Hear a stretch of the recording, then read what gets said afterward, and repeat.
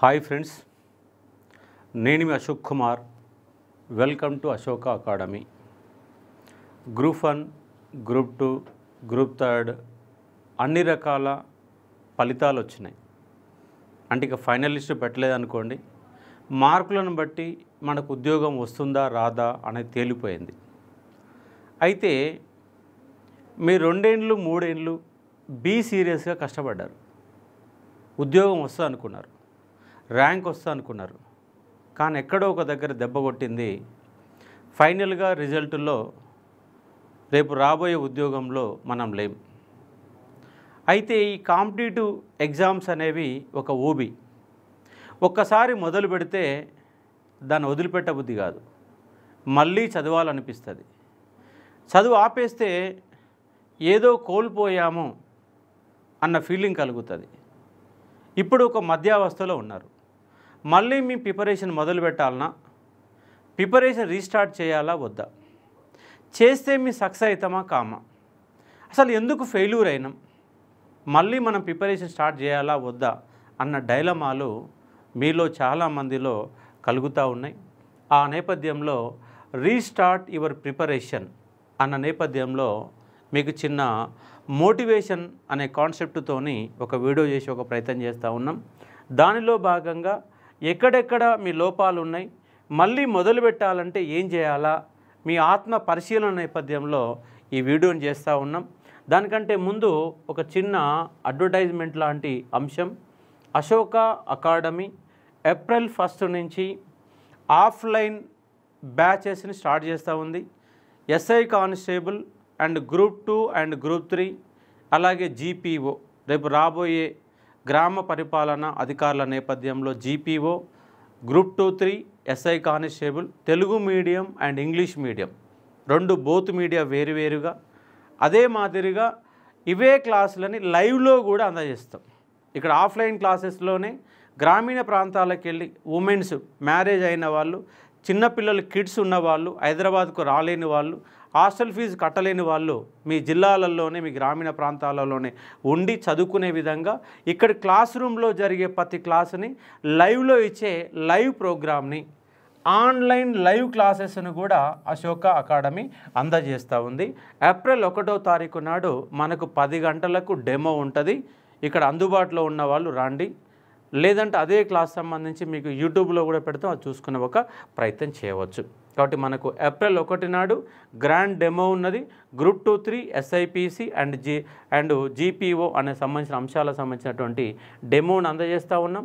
మన దగ్గర గతంలో ఉన్నటువంటి ఏమియంట్ ఎక్సలెంట్ ఫ్యాకల్టీస్, ఎకానమీకి 4 ఫ్యాకల్టీసు, అలాగే ఉబ్బు రమేష్ సార్, వాసు సార్, చౌటి సార్, సుకేష్ సార్, అలాగే పాలిటీకి నరేష్ సార్ అండ్ గౌస్, సోషియాలజీకి Shravan sir and Shankar Reddy sir, ఇలా ఆప్షన్లకు సంబంధించిన అంశాలు, అలాగే జిఎస్కి సంబంధించినటువంటి భిక్షపతి సార్, జ్యోతి మేడం, అలాగే జగదీష్ సార్, కిషిందర్ sir, KVR sir, Nagesh sir, Avinash sir SNT, Kiran sir Indian history, Isaq sir arithmetic reason నేపథ్యంలో మనం క్లాసెస్ని స్టార్ట్ చేస్తూ ఉన్నాం. కాబట్టి చూసుకునే ఒక ప్రయత్నం చేయవచ్చు. అదే మాదిరిగా ఇంటెన్సివ్ బ్యాచ్ కూడా మనము రెడీ చేస్తూ ఉన్నాం.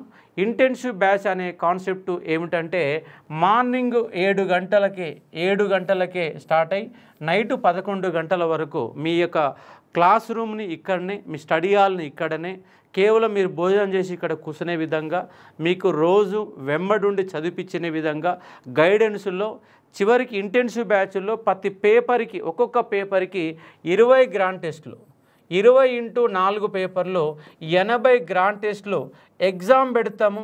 ఎగ్జామ్తో పాటు ఎక్స్ప్లెనేషన్ కూడా ఉంటుంది. టోటల్ ఎక్స్ప్లెనేషన్ అనేది కనసం ఉంటుంది.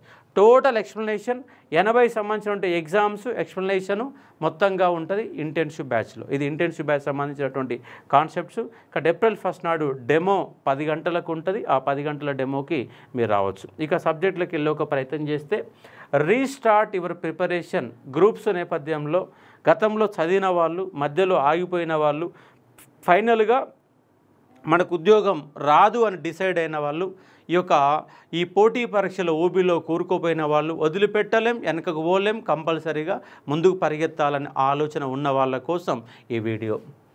సిలబస్ను మరోసారి పరిశీలించండి. ఎందుకంటే syllabus is the most important. 4 పేపర్లు ఎన్ని సబ్జెక్టులు ఉన్నాయంటే దాదాపు 26 సబ్జెక్టులు ఉంటాయి. దాంట్లో మెయిన్ సబ్జెక్టులు history and economy and polity and sociology అనేవి మనకు ఆప్షన్ రూపంలో కనబడతా ఉన్నాయి. History, economy. హిస్టరీ 230 మార్కులు, ఎకానమీ 150 మార్కులు, పాలిటీ 50 మార్కులు, సోషియాలో 50 మార్కులు అనే కాన్సెప్టు మిగతా అన్ని జిఎస్ నేపథ్యంలో చూస్తూ ఉన్నాం. కాబట్టి సిలబస్ని ఒక్కసారి అవగాహన చేసుకోండి. గతంలో ఉన్నటువంటి సిలబసే సేమ్ సిలబస్గా ఉంది. ఆ సిలబస్కి అనుగుణంగా మన ప్రిపరేషన్ జరిగిందా లేదా, అసలు సిలబస్ లేకుండానే నీ ప్రిపరేషన్ చేసినవా, ఎక్కడ నీ లోపం ఉన్నది అన్న ఒక్కసారి అన్వయం చేసుకొని ఆ సిలబస్ ఆధారంగా మళ్ళీ మొదలుపెట్టే ఒక ప్రయత్నం చేయండి. పేపర్ వైజ్ లోపాలను గుర్తించండి. 4 పేపర్లు ఉన్నాయి. ఫస్ట్ పేపర్లో 60 ఎందుకు వచ్చినాయి? ఉద్యోగం రాని వాళ్ళందరూ 60 దగ్గర ఆగిపోయినారు. ఉద్యోగం వచ్చిన వాళ్ళు 75 మార్కుల వద్ద ఉన్నారు. 15 మార్కులు లాస్ అయినాం. పేపర్ 2లో 80 నీకు వచ్చినాయి, మిగతా వాళ్ళకు 100 మార్కులు వచ్చినాయి. ఎందుకంటే నీకు ఉద్యోగం పోయింది పేపర్కు 10 మార్కులు, పేపర్కి 5 మార్కులు, పేపర్కి 15 మార్కులు మాత్రమే. ఇవే మీరు ఈ లోపల ఉన్నోళ్ళే. ఎందుకంటే ఎక్కువ పోయిన వాళ్ళు కూడా మనకు మళ్ళీ ప్రిపరేషన్ చేయాలా వద్ద ఒకసారి ఆలోచన చేసుకోండి. 200 మార్కులు కూడా రానప్పుడు 3 ఏళ్ళు చదివిన 200 మార్కులు రాకపోతే మనం ఈ ఫీల్డ్ను వదిలిపెట్టి వేరే ఫీల్డ్ను ఎంచుకోవడం బెటర్. ఎందుకంటే 2 సంవత్సరాలు సుదీర్ఘంగా చదివితే నీకు 200, 250లో బిలోనే వస్తే మనం ఎక్కడో ఆగిపోయినట్టు.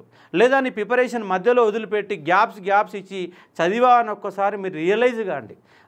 మీరు రియలైజ్ అయితేనే, మీ లోపాలను గుర్తిస్తేనే, మీ యొక్క స్ట్రెంత్ను గుర్తిస్తేనే, నీ యొక్క ఏం చేశావు, నువ్వు చేసిన పొరపాట్లను గుర్తిస్తేనే సాధ్యమైంది. కానీ లేదు గుడ్డెది సేవలో పడ్డట్టు ఏదో చదివినా పోయినా అయిపోయింది, ఉద్యోగం రాలేదు, నేను మళ్ళీ గుడ్డెది సేవలో పడ్డట్టు చదువుతా అంటే నో యూస్.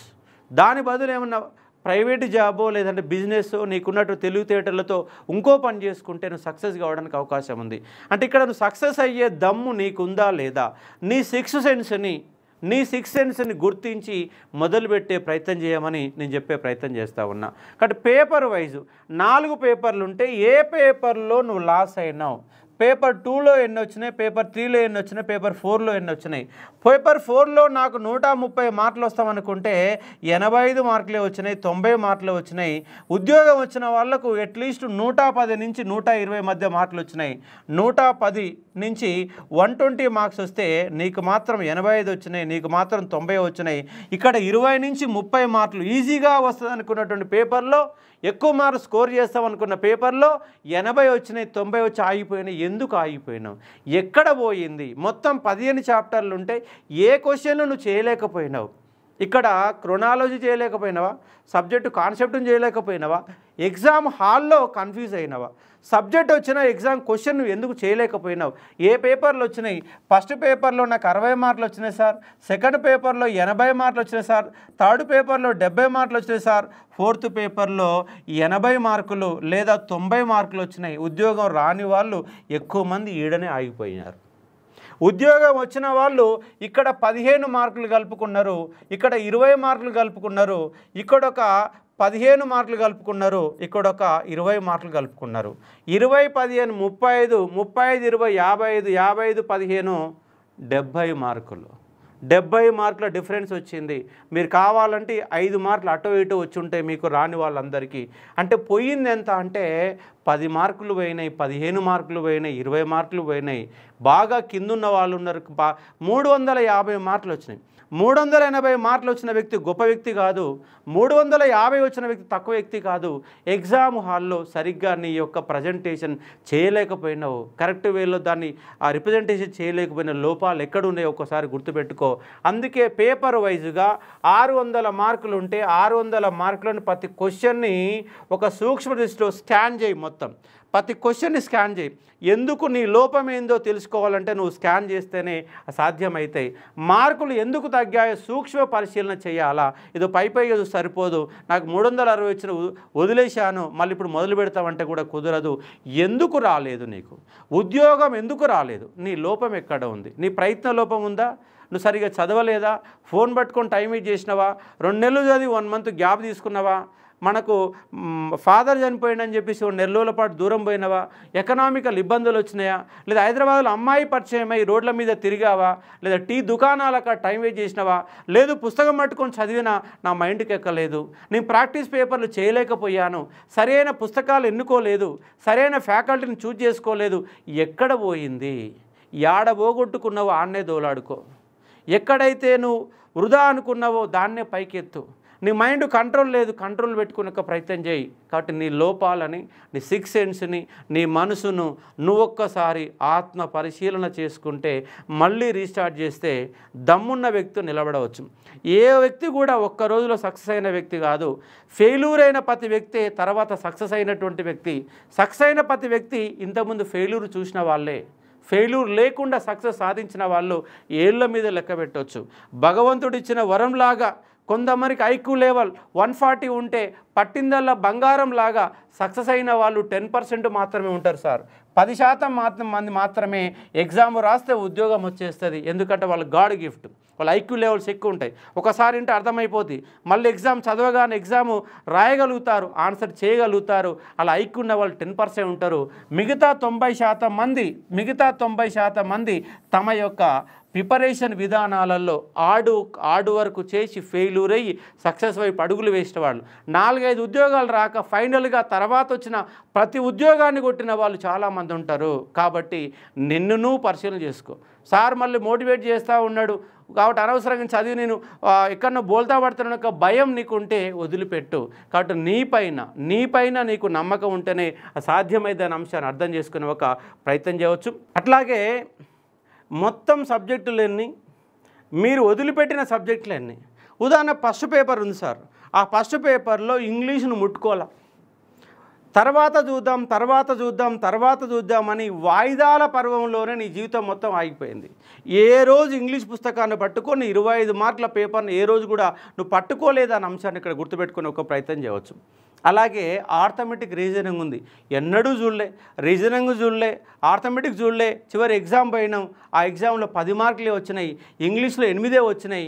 నీకు టోటల్గా ఫస్ట్ పేపర్లో వచ్చిన మార్కులు ఎన్నిసార్లు అంటే కేవలము 50 మాత్రమే వచ్చినాయి, 60 మాత్రమే వచ్చినాయి. అంటే ఫస్ట్ పేపర్లో 150 మార్కులు ఉంటే 150 మార్కులు ఉంటే చదివిన సిలబసే 80 మార్కులు చదివినావు. ఇక నీకు 50 రాకపోతే ఎన్ని వస్తాయండి? 150 మార్కుల సిలబస్ మొత్తం నువ్వు చూసినవా? ఎస్ఎన్టీ నువ్వు చదివినవా? ఇంగ్లీషు చదివినవా? ఆర్థమెటిక్ రీజన్ చూసినవా? ఎవరి కరెంట్ అఫైర్స్ ఎప్పటికప్పుడు చదివి నోట్స్ తయారు చేసుకున్నావా లేదో ఒకసారి చూడు. ఫస్ట్ పేపర్లో 11 అంశాలు ఉన్నాయి, 11 అంశాలపై నువ్వు కమాండ్ సంపాదించినవా? ఇక్కడ ఏంది సోషల్ ఎక్స్క్లూజన్ అనేది ఒక 10 మార్కులు ఉన్నది. ఆ సోషల్ ఎక్స్క్లూజన్ ఏ రోజు కూడా చూడలేదు, ఎన్విరాన్మెంట్ ఏ రోజు బుక్ చదవలేదు, డిజాస్టర్ మేనేజ్మెంట్ ఏ రోజు కూడా చూడలేదు. నీకు ఇంకా 50 మార్కులు రాకపోతే, 60 రాకపోతే నీకు 150కి 120 మార్కులు ఫస్ట్ పేపర్లు ఎట్లొస్తాయి? అంటే నువ్వు వదిలిపెట్టినటువంటి సబ్జెక్టులన్నీ, మొత్తం ఉన్న సబ్జెక్టులన్నీ నువ్వు వదిలిపెట్టినటువంటి సబ్జెక్టులన్నీ, మనకు బాటనీ ఉన్నది 3-4 మార్కులు వస్తుంది, ఫిజిక్స్ ఉన్నది ఒక 4 మార్కులు వస్తుంది. అంటే ఇక్కడ బాటనీ, జువాలజీ, ఫిజిక్స్, కెమిస్ట్రీ 4 కలిపితే వచ్చే మార్కులు 12. కానీ ఆ 12 మార్కుల సంబంధించి ఒక్కసారి కూడా మనం బేసిక్ చూసుకోలేదు. అంటే మొత్తం ఫిజిక్స్ చదవకపోయినా దాంట్లో కాంతి అనే పాఠం, దాంట్లో ఉన్నటువంటి కోణాలు కాన్సెప్ట్ కానీ, ఇక్కడ అద్దాలు మిర్రర్ సంబంధించిన కాన్సెప్ట్ కానీ, బ్లడ్ గ్రూప్స్ కానీ, అంటే మినిమం అంశాలు కూడా చూడకుండా పక్కన పెట్టి వెళ్ళిపోతే నీకు ఎక్కడ వస్తుందండి ఉద్యోగం? కాబట్టి వదిలిపెట్టిన సబ్జెక్టులన్నీ, చదివిన సబ్జెక్టులన్నీ ఒక్కసారి మరణం చేసుకునే ఒక ప్రయత్నం చేయి.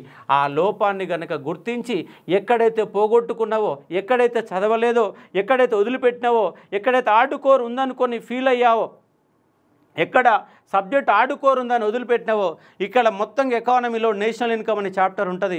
ఆ నేషనల్ ఇన్కమ్ ఎవరు కూడా సంపూర్ణంగా అర్థం కాదు. అర్థం కాని పాఠాన్ని 3 సార్లు విన్నావా, 4 సార్లు నోట్స్ రాసావా, షార్ట్ నోట్స్ రాసావా, ఒక్కసారి చూసుకునే ప్రయత్నం చేయండి. ఎకానమీలో కొత్తగా పాపులేషన్, జనాభా అనే ఒక చాప్టర్ని పెట్టారు. నిజంగా జనాభాని మొత్తం నువ్వు చదివినవా, చదవలేదా? మొత్తం 150 మార్కుల ఎకనామిక్లో నువ్వు ఎక్కడ లోపం ఉన్నావు, దాంట్లో ఆడుకోరున్నటువంటి టాపిక్స్ ఏంటి, ఈజీగా ఉన్న టాపిక్స్ ఏంటి, ప్రణాళికలు ఉంది, ప్రణాళికలు ఎప్పుడు చదివినా గుర్తుంటుంది. ఆ ప్రణాళికలు షార్ట్ నోట్స్ నువ్వు రాసినవా లేదా ఒక్కసారి చూసుకొని మొదలు పెడితే నువ్వు ఈజీ గుర్తుపెట్టుకోవడానికి అవకాశం ఉంటుంది. అలాగే నీ ప్రిపరేషన్ కరెక్ట్ వేలోనే కొనసాగిందా? 2 ఏళ్ళు చదివినావు, లైబ్రరీలో కూర్చొని చదివినావు, స్టడీ హాల్లో కూర్చొని చదివినావు, పుస్తకాలు పట్టుకున్నావు, రోజు లైబ్రరీ పోయినావు, పొద్దుగాల లైబ్రరీ తెరిచినప్పుడు నువ్వే మొదటి వ్యక్తివి, మూసినప్పుడు కూడా నువ్వే చివరి వ్యక్తివి, అయినా ఉద్యోగం రాలేదు, అయినా నీకు 300 మార్కులు వచ్చినాయి. ఎందుకు వచ్చినవి అంటే నీ ప్రిపరేషన్ కరెక్ట్గా కొనసాగిందా లేదా? పుస్తకం పట్టుకున్నావు కానీ కాన్సన్ట్రేషన్ చేసినావా లేదా? ప్రతి 1 అవర్కి ఒకసారి లేచి కూర్చున్నావా, అలాగే కూర్చున్నావా? పోయి కుర్చీలో కూర్చున్నావా, అట్లాగే పడుకున్నావా? నువ్వు సరిగా పాఠాలు విన్నావా లేదా? నీ ప్రిపరేషన్ కరెక్ట్ వేలను కొనసాగిందా లేదా ఒకసారి చూసుకునే ప్రయత్నం చేయవచ్చు. ఇవన్నీ బాగానే ఉన్నాయి సార్, మస్తు చదివినా, కరెక్ట్ చదివినా, కానీ ఎగ్జామ్ వాళ్ళు నేను తడబాటు గురైనా. ఎగ్జామ్ వాళ్ళు పేపర్ 1 అంటే అది నింపకుండానే వచ్చిన నా పేపర్ కూడా వాల్యుయేషన్ కాలే. 31,000 మంది, 13,000 మంది గ్రూప్ 2లో, 18,000 మంది గ్రూప్ 3లో పేపర్ వాల్యుయేషనే కాలాల నెంబర్ కూడా కనబడతలేదు సార్. ఇంత చదివి ఎగ్జామ్ వాళ్ళు నెంబర్ కూడా సరి వేయకపోతే నీ యొక్క ఓఎంఆర్ షీటు నెంబర్ వాడు ఆల్రెడీ ముందే ముద్రించి ఇచ్చినా, నీ క్వశ్చన్ పేపర్ కోడ్ సరియకపోయినా, నీ పేపర్ కోడ్ సరియకపోయినా, పేపర్ 1, పేపర్ 2, పేపర్ 3లు, పేపర్ 4 నింపకపోయినా నీ పేపర్ వాల్యుయేషన్ కాలేదు. ఎగ్జామ్ ఆల్బోగానే చెమటలు పట్టినాయి, మొత్తం చదివిందంతా కూడా మైమర్చిపోయినాం, ఏది గుర్తొస్తలేదు, మొత్తంగా నాకు ఉద్యోగం పోయింది. ఎక్కడ జరిగింది తప్పిదం? ప్రిపరేషన్లో తప్పిదమా, ఎగ్జామ్ హాల్లో తప్పిదమా, ఎకనామికల్ బర్డెన్స్ ఉన్నాయా, లేదా నీ ప్రేమ వైఫల్యం చెంది ఉద్యోగాన్ని కోల్పోయావా, లేదా ఆర్థిక ఇబ్బందుల పరంగా ఇబ్బంది పడ్డావా, లేదా నెలలోలు ఇంటికాడు ఉండి 2 నెలలు హైదరాబాద్లో ఉన్నావా? ఏం జరిగింది? మొత్తంగా ఏమి జరిగింది? ఎందుకు ఉద్యోగం రాలేదు? కాబట్టి ఒక్కసారి స్కాన్ చేయి, మొత్తం స్కాన్ చేసుకో, నీ బాడీని మొత్తం స్కాన్ చేసుకో. ప్రిపరేషన్లో తప్పిదం జరిగిందా? అసలు మీరు సిలబస్తో చదివారా? బుక్ పట్టుకున్న మార్కెట్లో దొరికిన పుస్తకాల్లో చదివినాం, ఎవడు ఎగ్జామ్ పెడితే అది రాసినాం, మనకు వాట్సాప్లో ఏది వస్తే అది ప్రాక్టీస్ చేసినాం అంటే అది కరెక్ట్ వే కాదు కదా. మొత్తం సిలబస్ ఏముంది, సిలబస్ సంబంధించిన మెయిన్ ఇంపార్టెంట్ బుక్స్ ఏంది, ఏ రైటర్ బుక్ బాగుంది, ఏ రైటర్ బుక్ బాగలేదు, అసలు ఏం జరిగింది అంటే నీ సిలబస్ ప్రకారం ముందుకు పోయినవా లేదా అని ఒక్కసారి చూసుకునే ప్రయత్నం చేయి. సిలబస్తో సంబంధం లేకుండా దొరికిన పుస్తకంలో చదివిన 2 మార్కులకు వచ్చే పుస్తకాన్ని 20 రోజులు చదివినా, 20 మార్కులు వచ్చే పుస్తకాన్ని 2 రోజులు చదివినా, రాని ఇంగ్లీష్ను పక్కన పెట్టినా, ఆర్థమెటిక్ రీజనింగ్ అర్థం కావాలని దూరం పెట్టినా, నా సైన్స్ బ్యాక్గ్రౌండ్ కాదు ఆర్ట్స్ బ్యాక్గ్రౌండ్ అసలు సైన్సే చదవలేదు అంటే నీకు ఉద్యోగం ఎక్కడొస్తుంది సార్? కాబట్టి దాన్ని ఒక్కసారి చూసుకునే ప్రయత్నం చేయండి. ప్రిపరేషన్ మొదలుపెట్టినప్పటి నుంచి కంటిన్యూషన్లో ఉన్నారా, మధ్యలో గ్యాప్స్ వచ్చినాయా, మిమ్మల్ని మీరు ఎక్కువ ఊహించుకున్నారా అంటే నాకు వస్తుంది అన్నీ నాకు తెలుసు అన్నటువంటి ఫీల్ అయిపోయారా, చివరికి బోల్తా పడ్డారా అని ఒకసారి చూడండి. మీకు వీలైతే ఒక్కసారి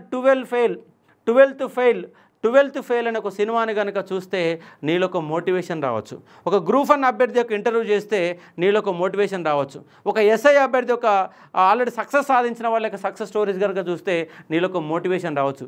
ఇవన్నీ చేసుకొని నిన్ను ఒక స్కాన్ చేసుకొని నిన్ను నువ్వు ఒడిసి పట్టుకొని నీ బలాన్ని సమీకరించుకొని అసలు నీకు బలం ఉందా లేదా, నీకు ఓపిక ఉందా లేదా, చెప్పడానికి ఎన్నో మాటలు చెప్తాం కానీ నీకు నిజంగా ఓపిక ఉందా? ఓపిక ఉంటేనే మొదలుపెట్టు. ఓపిక లేదు, డబ్బులు ఉన్నాయంటే కూడా నో ప్రయోజనం. డబ్బులు లేవు, ఓపిక ఉంది, డబ్బులు ఏదో విధంగా వస్తాయి. కాబట్టి మొత్తంగా నువ్వు సక్సెస్ సాధించాలని మనసు నిండా 200% గట్టిగా బలంగా అంటుకుంటే రీస్టార్ట్ చెయ్యి. లేదంటే పక్కకు వదిలిపెట్టి నువ్వు ఏ రంగంలో రాణించగలుగుతావు, నీకెక్కడ దమ్ముందో, ఏ ఏరియా బాగా తెలిసిందో, ఏ ఏరియాలో రాణించగలుగుతావో దాన్ని మొదలుపెట్టి నీ సక్సెస్ అని అందుకో. సక్సెస్ రావడం కంపల్సరీ తథ్యం. ఎప్పుడు వస్తుందంటే అది ఎమ్మటే రావచ్చు, 10 ఏళ్ళ తర్వాత రావచ్చు, 20 ఏళ్ళ తర్వాత రావచ్చు, ఏదో ఒక సమయంలో నీదంటే ఒక గోల్డెన్ పీరియడ్ ఉంటుంది. ఆ గోల్డెన్ పీరియడ్ అందుకొని ముందుకు పరిగెత్తడమే జీవితం. భయపడుతూ కూర్చుంటే సాధ్యం కాదు, భయపడి పారిపోతే అంతకన్నా సాధ్యం కాదు. నిలబడాలా, గెలవాలా, గెలిచి చూపెట్టాలా, దానికి ఓపిక ఉండాలా, మైండ్ను కరెక్ట్ కంట్రోల్ ఉంచుకోవాలా, ఎక్కడ ఏమి పట్టించుకోవద్దు, పరధ్యానం చదువులు పనికిరాదు, ఏదో హైదరాబాద్ వచ్చేసి ఆగమాగంగా తిరిగితే రాదు. కాబట్టి ఒడిసిపట్టు, నిలబడు, కలబడు, గెలిచి చూపించే ఒక ప్రయత్నం చేయాలా. అది నీకు ఓపిక ఉంటేనే సుమా, లేకపోతే ఆగమవుతావు. ఆగం కాకుండా నిలబడాలి. ఎందుకంటే మనం కాంపిటీషన్ ఎగ్జామ్లోకి వచ్చిన వెంటనే మన పేదరికానికి మధ్యతరగతి కుటుంబానికి సంబంధించిన వాళ్ళం. కాబట్టి మన దగ్గర ఉన్న ఆస్తి కేవలం నీ తెలివి, నీ చదువు మాత్రమే. ఎందుకంటే బ్యాంకు బ్యాలెన్స్ లేదు, 100 ఎకరాలు లేవు, అమ్మ నాన్న ఇచ్చినట్టు ఆస్తులు లేవు. ఉన్నదల్లా వాళ్ళు గవర్నమెంట్ బడికి నిన్ను పంపించినటువంటి ఒకే ఒక ఆస్తి మాత్రమే నీ దగ్గర ఉంది. ఆస్తిని ఒడిసిపడతావా, ఆస్తిని వదిలిపెడతావా, లేదా అదనపు టాలెంట్ ఉంటే పరిగెడతావా, ఓపిక ఉంటే నిలబడి కలబడి గెలిచే ప్రయత్నం చేయాలని చెప్పి ఒక ప్రయత్నం చేస్తున్నా. నీ గెలుపులో అశోక్ సార్ ఖచ్చితంగా ఉంటాడు. ఎందుకంటే తెలంగాణ ఉద్యమం, తెలంగాణ హిస్టరీ 783 గ్రూప్ 2 ఉద్యోగాలు, 1305 గ్రూప్ 3 ఉద్యోగాలు ఉంటే దానిలో 90% మంది అశోక్ సార్ యొక్క ఉద్యమ చరిత్ర, తెలంగాణ హిస్టరీ ఇన్నవాళ్ళే ఉన్నారు.